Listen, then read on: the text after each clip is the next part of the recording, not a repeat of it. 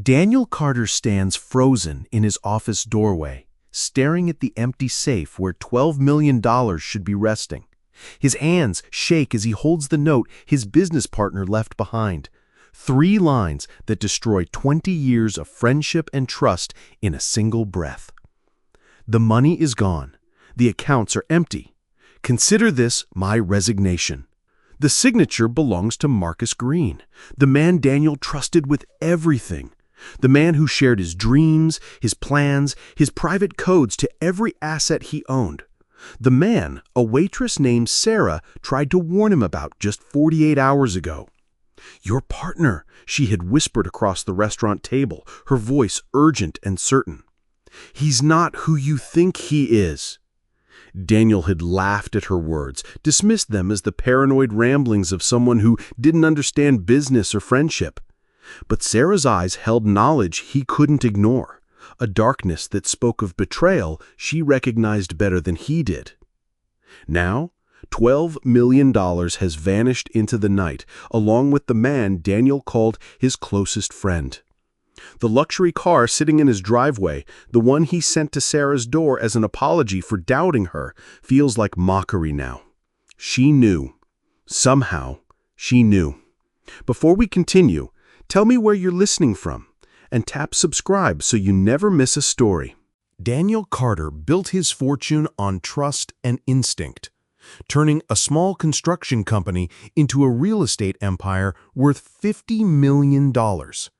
At 47, he owns hotels in 3 states, shopping centers that generate millions in revenue, and partnerships with the most powerful developers on the East Coast. His penthouse office overlooks the city he helped reshape, its windows offering views of buildings that bear his signature architectural style. Success came through calculated risks and careful alliances, but most importantly, through his partnership with Marcus Green, the man who stood beside him for 2 decades of growth and prosperity. Marcus handles the finances, while Daniel manages construction and development. They complement each other perfectly, their friendship forged in late nights spent planning projects that seemed impossible to everyone else. Marcus knows every password, every account number, every private detail of Daniel's business empire. "We're unstoppable together," Marcus often says during their evening meetings, raising expensive scotch in celebration of another successful deal. Daniel believes him completely. Marcus saved his company twice during economic downturns, finding creative financing solutions when banks turned their backs. Their partnership feels unbreakable, built on mutual respect and shared dreams of becoming the most powerful development team in the country. But success insulates Daniel from the world outside his marble office towers. He stops noticing the people who serve his coffee, clean his buildings, park his cars. They become invisible to him, background figures in a life focused entirely on profit margins and expansion plans. Sarah Miller works the evening shift at Romano's, the upscale restaurant where Daniel conducts his most important business meetings. She has served his table dozens of times over the past 2 years, watching him negotiate deals worth millions while she struggles to pay rent on her small apartment. At 34, Sarah possesses the quiet wisdom of someone who learned early that survival depends on reading people accurately. Her father abandoned the family when she was 12, leaving behind empty promises and maxed-out credit cards. Her ex-husband walked out 3 years ago, taking their savings and leaving her with debt that still haunts her sleep. These experiences taught Sarah to recognize deception in its many forms. She notices when people's words don't match their actions, when smiles hide calculation, when friendship masks betrayal. It's a skill that keeps her safe in a world where trust can be expensive. Working at Romano's, Sarah observes the wealthy patrons who treat her like furniture while discussing their private affairs. She hears merger plans, investment strategies, family secrets that could destroy reputations if shared with the wrong people. But she keeps these confidences, understanding that discretion is part of her job. Daniel never truly sees Sarah, though she has served his table 43 times in 2 years. He knows she's efficient and unobtrusive, but her name, her story, her struggles remain invisible to him. She's simply the waitress who brings his usual order: grilled salmon, no sides, sparkling water with lime. But Marcus watches Sarah with different eyes. She notices his attention during business dinners, the way his gaze follows her movements when Daniel isn't looking. There's something predatory in his interest that makes her skin crawl, something dangerous that Daniel completely misses. "Your partner stares at me," Sarah mentions to another server one evening, her voice tight with discomfort. "Rich men think they own everything," her coworker replies with a shrug, "including the women who serve them."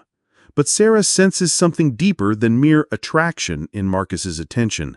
She sees calculation, the kind of cold assessment that predators make before striking. When he speaks to her, his voice carries undertones that make her want to run. "You're very observant," Marcus tells her one evening while Daniel reviews contracts. "I bet you see everything that happens in this restaurant." "I see enough," Sarah replies carefully, refilling his wine glass without meeting his eyes. "I'm sure you do. I'm sure you understand discretion, too." The comment feels like a threat wrapped in politeness, and Sarah's instincts scream warnings she can't ignore. Something about Marcus Green is fundamentally wrong, dangerous in ways that Daniel's trust and friendship blind him to seeing. But who would believe a waitress over a millionaire's business partner? Who would listen to warnings from someone society considers invisible? Sarah keeps her concerns to herself until the evening she overhears a conversation that changes everything. Marcus speaks quietly into his phone while Daniel reviews architectural plans, his words barely audible but clear enough for Sarah to understand. "The transfer is scheduled for Thursday," Marcus whispers. "All accounts, all assets. He'll never see it coming." The wineglass trembles in Sarah's hand as the full scope of the betrayal becomes clear. Marcus isn't just Daniel's partner. He's planning to destroy him. And Daniel, blinded by 2 decades of friendship, walks straight into the trap with complete trust. Sarah knows she has to act, has to find a way to warn Daniel about the danger he can't see. But approaching a millionaire with accusations against his closest friend requires courage she's not sure she possesses. The next evening, Daniel sits alone at his usual table, while Marcus handles a family emergency out of state. Sarah approaches with his order, her heart pounding with the weight of what she knows. "Mr. Carter," she says quietly, setting down his plate with hands that shake despite her efforts at control. "Your partner, he's not who you think he is." Daniel looks up from his phone, seeing her clearly for perhaps the first time in 2 years. "What is it?" Sarah takes a deep breath and speaks words that will either save him or destroy her job. "Your partner," she whispers urgently, "he's not who you think he is." Daniel's fork pauses halfway to his mouth as he stares at Sarah, her words hanging in the air like smoke from a fire he can't yet see. The restaurant buzzes with evening conversations, but their table feels isolated, in a bubble of sudden tension. "What did you say?" he asks, his voice carefully controlled, but his eyes sharp with attention. "Marcus Green," Sarah continues, her voice barely above a whisper. "He's planning something that will hurt you badly." Daniel sets down his fork and leans back in his chair, studying Sarah's face with the same intensity he uses to evaluate investment opportunities. Her hands shake slightly as she refills his water glass, but her eyes hold steady conviction that unsettles him. "That's a serious accusation," Daniel says slowly. "Marcus has been my partner for 20 years, my friend since college. What could you possibly know about our relationship?" Sarah glances around the restaurant, ensuring no one can overhear their conversation.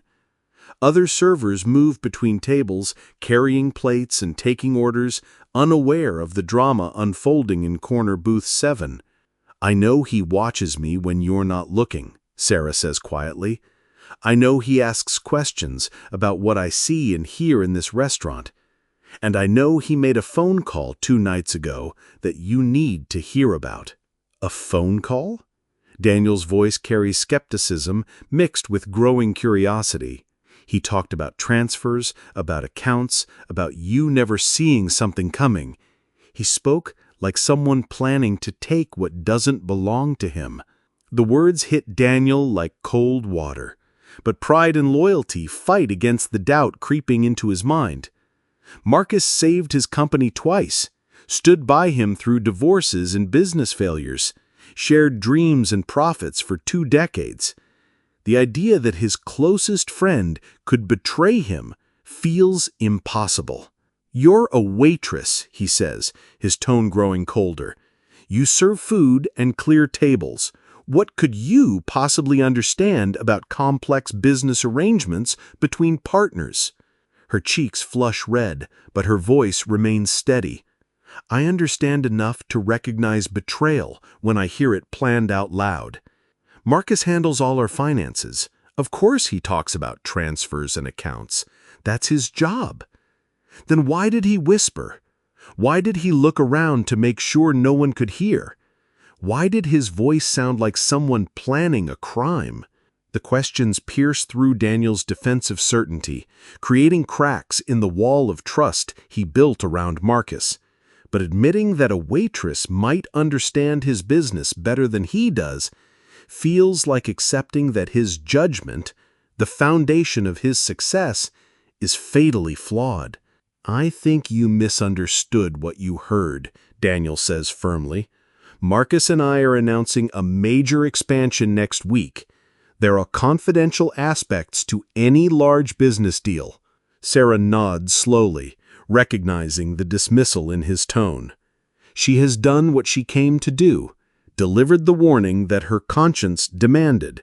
Whether Daniel chooses to listen or ignore her words is beyond her control. "I hope you're right," she says quietly. "I hope I'm wrong about everything I heard and felt." She turns to leave, but Daniel's voice stops her. "Why?" he asks, genuine curiosity replacing his earlier coldness. "Why warn me? What do you gain from getting involved in something that's none of your business?" Sarah looks back at him, this powerful man who controls millions of dollars but can't see the trap closing around him. Her eyes hold sadness and wisdom that comes from surviving betrayal too many times. "Because I know what it feels like to be blindsided by someone you trust. I know how much it hurts to discover that friendship was just a mask for greed. And I know how it feels to wish someone had warned you before it was too late." The honesty in her voice cuts through Daniel's skepticism like a knife through silk. He sees past her uniform and modest appearance to the intelligence and experience beneath, recognizes strength forged by surviving disappointments he can't imagine. "What's your name?" he asks suddenly, realizing he has never bothered to learn it, despite 2 years of service. "Sarah Miller," she replies, surprised by the question. "Sarah Miller," Daniel repeats, as if testing how the name sounds. "How long have you worked here?" 3 years. "You've been coming here for 2 of them?" The admission embarrasses Daniel, revealing how completely he dismissed the people who served his success. Sarah has been invisible to him, just another piece of restaurant furniture that made his business meetings possible. "I'm sorry," he says quietly. "I should have learned your name long ago. Most people don't. We're used to being invisible." She walks away, leaving Daniel alone with his untouched dinner and thoughts that refuse to settle. Sarah's warning echoes in his mind, mixing with memories of Marcus's recent behavior that suddenly seems suspicious in this new light. Late-night phone calls Marcus took in private. Files he claimed were too boring for Daniel to review. Investment opportunities that Marcus handled alone. Small things that Daniel trusted without question now feel like pieces of a puzzle he never bothered to solve. But friendship and pride war against doubt in Daniel's mind. Marcus stood beside him when his first wife left, when his father died, when business deals fell apart and creditors demanded payment. How could 20 years of loyalty be an elaborate deception? Daniel pays his check and leaves Romano's without finishing his meal, Sarah's words following him into the cool evening air. He drives home through city streets lined with buildings he helped create, past investments that made him wealthy, towards a penthouse that suddenly feels less secure than it did 2 hours ago. His phone buzzes with a text from Marcus. Emergency out of town extended another day. Handle the Morrison meeting without me. For the first time in 20 years, Daniel stares at a message from his partner and wonders if the words hide a lie. Daniel spends a sleepless night pacing his penthouse, Sarah's warning echoing through his mind like an alarm he can't silence. By morning, doubt has grown from a whisper to a roar, demanding answers he's not sure he wants to find. Marcus remains out of town on his supposed family emergency, but his absence now feels convenient rather than unfortunate. Daniel reviews their recent business transactions, searching for signs of deception hidden in familiar paperwork and routine financial reports. At first, everything appears normal. Accounts show expected balances, investments perform as projected, cash flow matches their established patterns. But Daniel has never audited Marcus's work, never questioned decisions made by the man he trusted completely. "Show me the Morrison account," Daniel tells his personal accountant, a quiet woman named Jennifer, who handles his taxes and personal investments. "The Morrison account?" Jennifer looks confused. "I don't see any Morrison account in your portfolio." Daniel's blood runs cold. The Morrison deal represents a $12 million investment in luxury condominiums, money that should be sitting in escrow pending construction permits. Marcus has mentioned the project dozens of times, celebrating its potential returns and praising Daniel's vision for high-end urban development. "Check again," Daniel says, his voice tight with growing panic. "It's a major project. Marcus has been handling the details."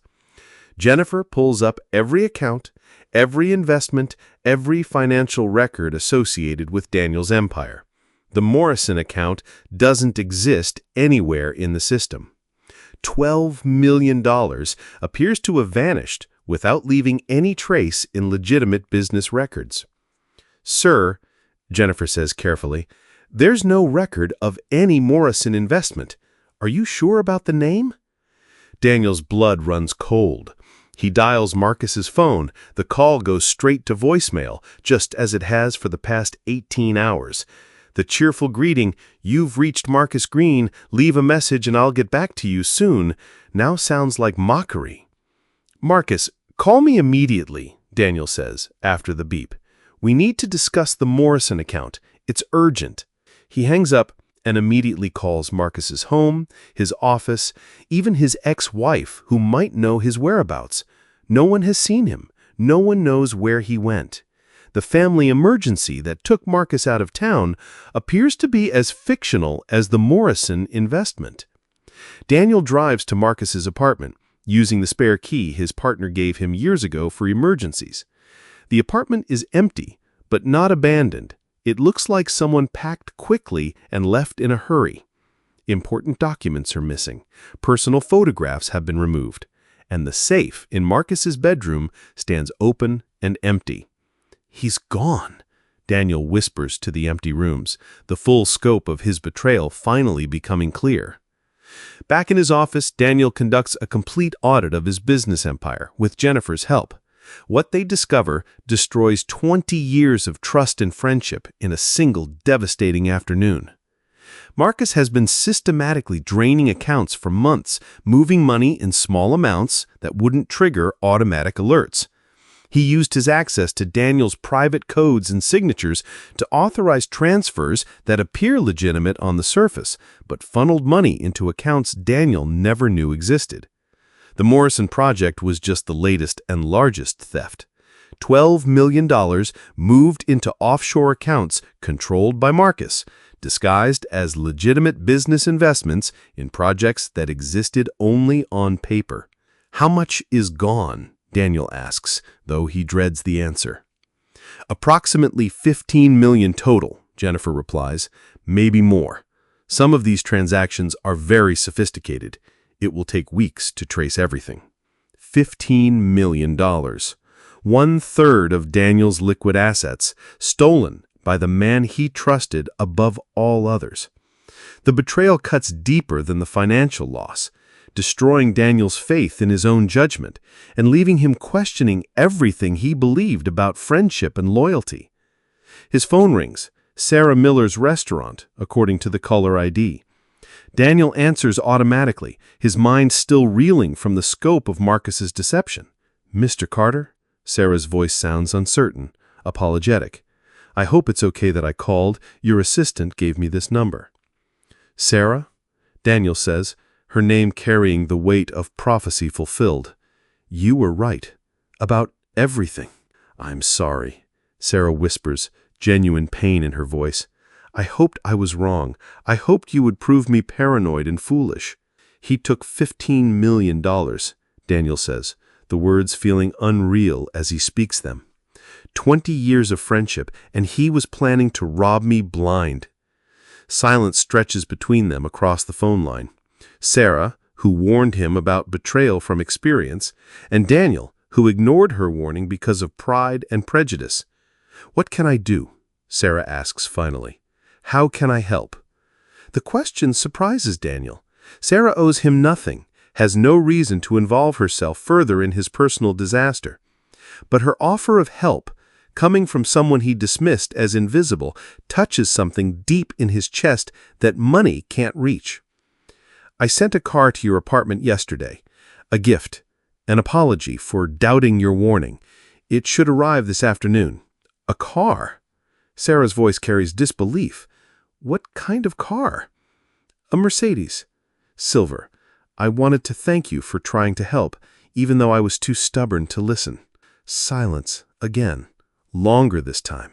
Daniel imagines Sarah processing the idea that a luxury car worth more than she earns in 2 years is sitting outside her modest apartment. "I can't accept a car," Sarah says finally. "That's too much. That's not who I am." "Then who are you?" Daniel asks, realizing he wants to know the answer for the first time in 2 years of shared space. "I'm someone who warns people about danger because it's the right thing to do, not because I expect rewards or gifts or apologies. I'm someone who helps because helping matters, not because it pays well." Her words shame Daniel more than Marcus's betrayal ever could. Sarah represents values he abandoned in pursuit of wealth and status, principles he forgot while building his empire of marble and steel. "Keep the car," Daniel says quietly, "not as payment or apology. Keep it as a reminder that some people still do the right thing, even when it costs them everything." The silver Mercedes sits in front of Sarah's apartment building like a beautiful mistake, its polished surface reflecting afternoon sunlight and the curious stares of her neighbors. She stands at her kitchen window, watching children from the neighborhood circle the car with wonder and touching its perfect paint with careful fingers. "Is that really yours?" her neighbor Mrs. Walker asks, appearing at Sarah's door with the intense curiosity of someone who knows everyone's business on the block. "I guess it is," Sarah replies, still unable to believe the surreal turn her life has taken in 48 hours. "What did you do to earn something like that?" Sarah considers how to explain that she earned a luxury car by delivering a warning that cost a millionaire $15 million. The truth sounds impossible even to her, like something from a television drama, rather than her quiet life of rent payments and overtime shifts. I helped someone, Sarah says finally, and they wanted to thank me. Mrs. Walker's eyebrows raise with skepticism, but she doesn't press for details. In their neighborhood, sudden windfalls usually come with complications that neighbors prefer not to discuss.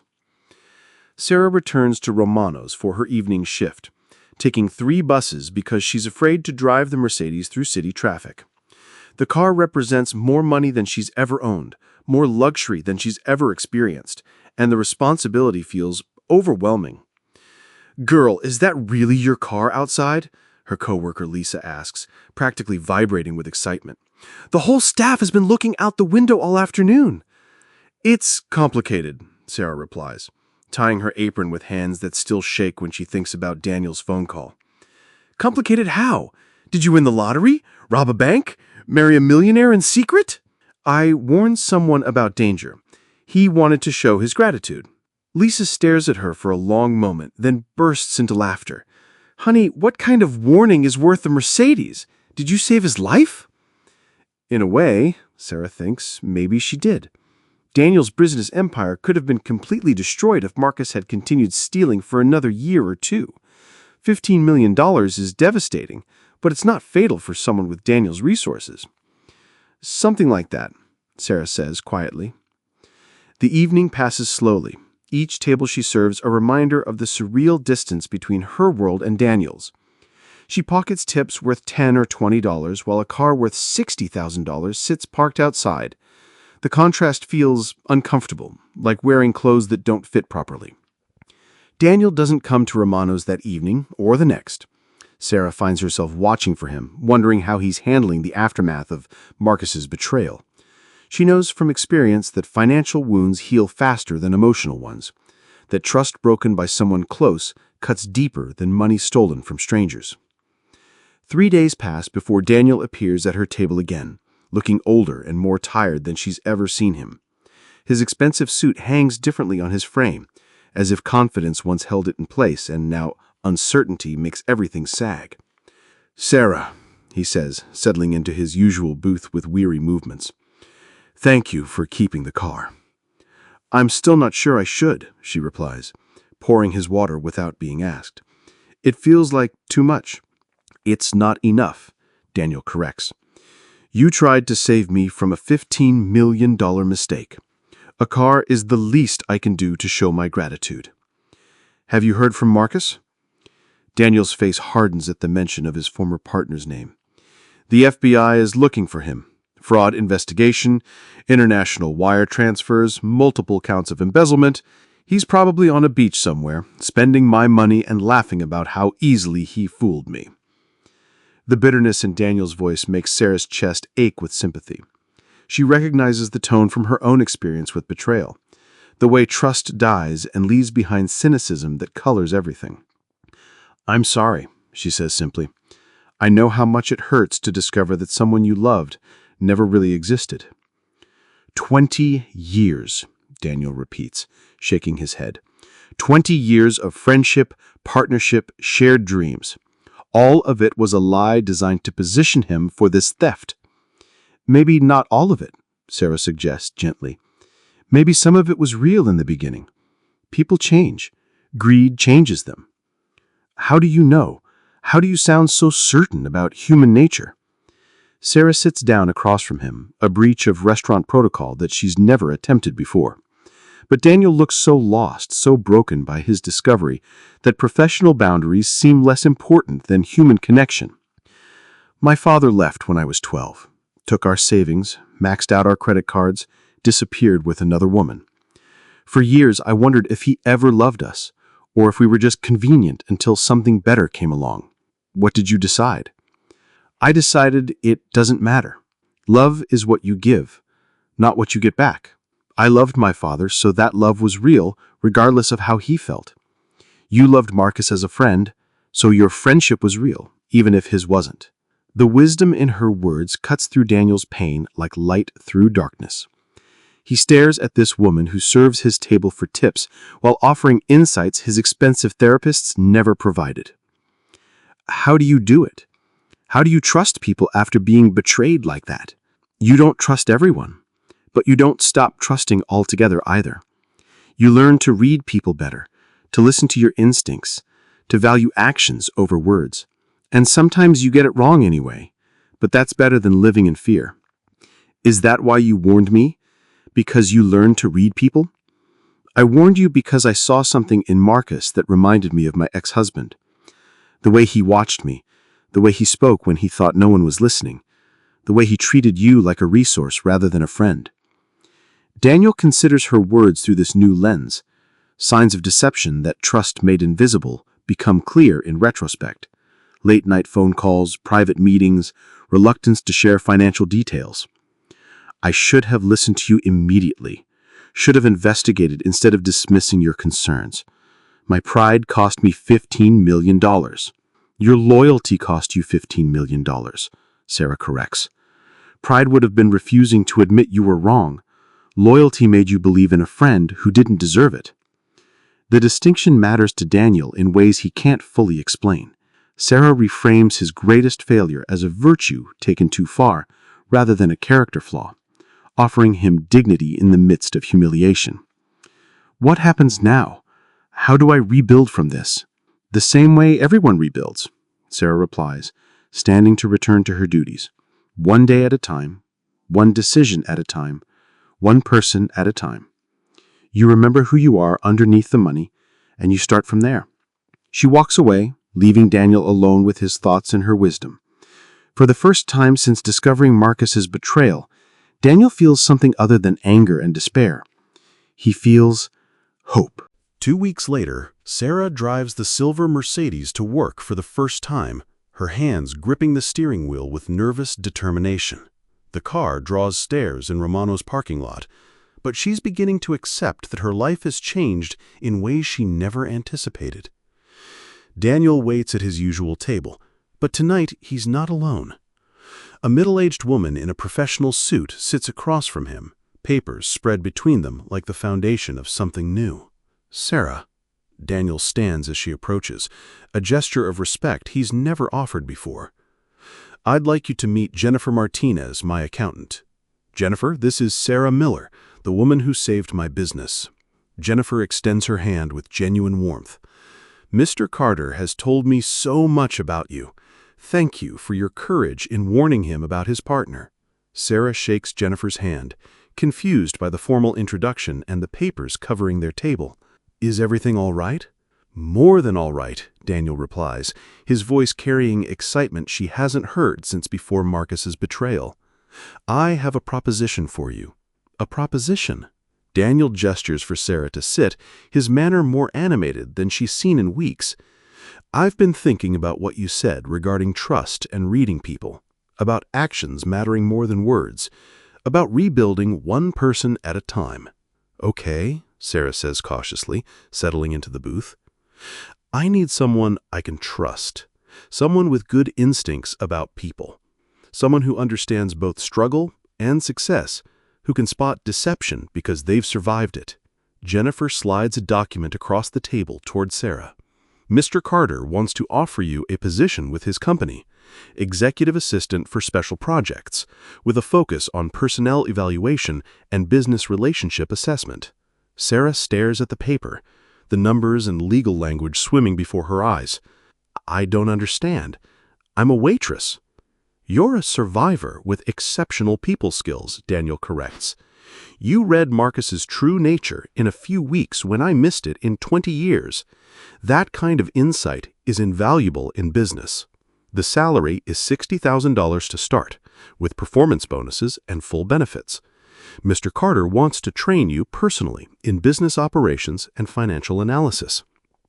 $60,000, more than Sarah has ever earned in her entire life, more security than she dared to dream about during her worst financial struggles. The offer feels surreal, like waking up in someone else's life. Why? Sarah asks, her voice barely audible. Why me? Because you warned me when you had nothing to gain and everything to lose. Because you showed integrity when it would have been easier to stay silent. Because you understand people in ways that business school never taught me.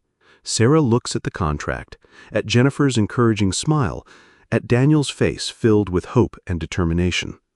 The opportunity represents everything she's worked toward: financial security, professional respect, a chance to use her intelligence in ways that matter. "I've never worked in an office," Sarah admits. "I don't know anything about business operations or financial analysis." "You know about people," Daniel says firmly. "Everything else can be learned." Sarah thinks about her apartment, her 3-bus commute, her aching feet after 10-hour shifts serving people who barely acknowledge her existence. She thinks about her dreams of returning to college, of building a career that uses her mind instead of just her physical endurance. "What would I actually do?" she asks. "Help me evaluate potential partners and employees, attend meetings, and give me your honest assessment of people's motivations and trustworthiness.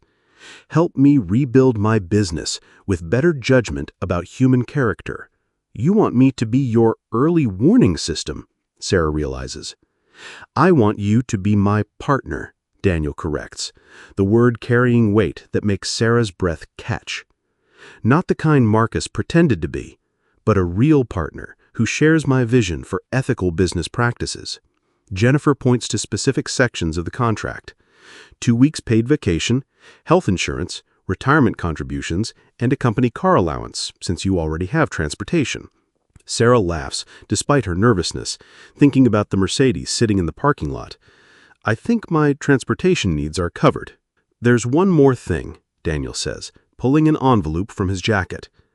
"I've contacted the university. They have an excellent evening MBA program for working professionals. If you accept this position, the company will pay your tuition." The envelope contains admission materials for the graduate program Sarah researched but never imagined she could afford. Master of Business Administration, the credential that could transform her entire future. "You thought of everything," Sarah whispers, overwhelmed by the completeness of Daniel's offer. "You saved my business. Now let me help you build yours." Sarah looks around at Romano's, at the tables she's served for 3 years, at the life she's built from survival and determination. The offer represents more change than she's ever faced, more opportunity than she's ever possessed, more trust than anyone has ever placed in her abilities. "What if I fail?" she asks quietly. "What if you succeed? What if we build something better together than either of us could create alone?" Sarah picks up the pen Jennifer offers, her hand steady despite the magnitude of the decision. She thinks about warnings ignored and wisdom dismissed, about betrayal survived and trust rebuilt, about the distance between who she was and who she might become. "Partners," she says, signing her name with careful precision. "Partners," Daniel agrees, offering his hand across the table. As Sarah handshakes with her new business partner, she realizes that sometimes warnings save more than money or reputation.